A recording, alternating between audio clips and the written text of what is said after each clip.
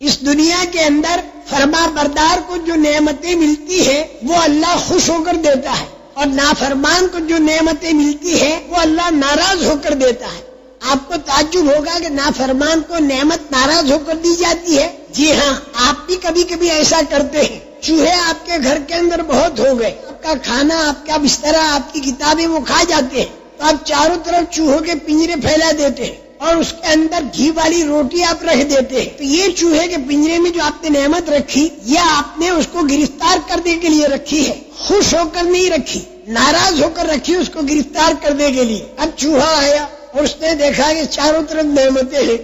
اب کوئی اس کو سمجھا دے کہ بھئی یہ نعمتیں دکھائی تو دے رہی، لیکن اس کے پیچھے بلائیں چھپی ہوئی ہے۔ پوچھتا کیا بلا ہے؟ نعمت تو دکھائی دے رہی ہے اور بلا دکھائی نہیں دیتی، کہ جب تو روٹی کا ٹکڑا یوں کھینچے گا تو تار ہٹے گا اور کھٹ کی آواز آئے گی اور تو اندر پھنس جائے گا، چاروں طرف دروازے تیرے نکلنے کے بند ہو جائیں گے، جیسے فرعون کے لیے چاروں طرف کے دروازے بند ہو گئے، جیسے قارون کے لیے چاروں طرف کے دروازے بند ہو گئے، جیسے ابو جہل کے جتھے کے لیے، اور جیسے قبیلے بنی غطفان کے لیے، اور جیسے قیصر اور کسریٰ کے لیے، اور آئندہ جا کر دجال کے لیے بھی چاروں طرف کے دروازے بند ہو جائیں گے، اور یاجوج ماجوج کے لیے بھی چاروں طرف کے دروازے بند ہو جائیں گے۔ تو اے چوہے، تیرے چاروں طرف کے دروازے بند ہو جائیں گے۔ پھر کیا ہوگا؟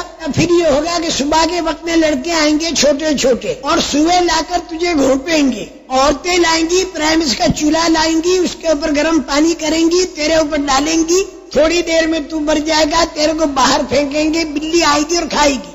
تب یہ چوہا کہتا ہے اچھا میں اس کا ریسرچ کروں۔ اب وہ ریسرچ کرنے چلا اور تھوڑی دیر کے بعد آ کر کہنے لگا کہ نہ تو لڑکے ہیں، نہ سوا ہے، نہ پرائمس کا چولہا ہے، نہ عورتیں ہیں، نہ بلی ہے، میرے کو تو کچھ بھی دکھائی دیتا نہیں ہے۔ تم تو بیک ورڈ قسم کے آدمی ہو، پرانے خیال کے، اونٹوں کے زمانے کی باتیں لا کر راکٹ کے زمانے میں ٹھوس رہے ہو، نہیں مانتے ہم۔ وہ اندر داخل ہو گیا اور جو اس نے سنا تھا وہ سارا ہو گیا۔ جب ہوا تو اب وہ کہتا میری سمجھ میں آئی بات، لیکن اب سمجھ میں آنا مفید نہیں۔ نافرمان کو نعمتیں دینا ایسا ہوگا جیسے چوہے کے پنجرے کی نعمت، اور فرما بردار کو اللہ اگر کوئی نعمت دے تو وہ ایسا ہوگا جیسے طوطے کے پنجرے کی نعمت۔ طوطے کے پنجرے میں نعمت دی جاتی ہے خوش ہو کر اور دل بہلایا جاتا ہے۔ اللہ پاک قرآن پاک میں نافرمان کی نعمت کے بارے میں خبر دیتے ہیں کہ ہم نے دروازے کھول دیے، اور فرما بردار کی نعمت کے بارے میں اللہ خبر دیتے ہیں کہ ہم نے برکتیں کھول دی۔ وہاں برکتوں کا کھولنا بتایا فرما بردار کے لیے، اور نافرمان کے لیے اللہ نے دروازوں کا کھولنا بتایا۔ اللہ پاک جو فرماتے ہیں کہ جو ان کو بات بتائی گئی اللہ رسول کی طرف سے اسے وہ بھول گئے، تو ہم نے ان کے لیے ہر لائن کے دروازے کھول دیے، طاقت کے دروازے، دھن دولت کے دروازے، پبلسٹی کے دروازے، وہ سارے کے سارے ہم نے ان کے اوپر کھول دیے۔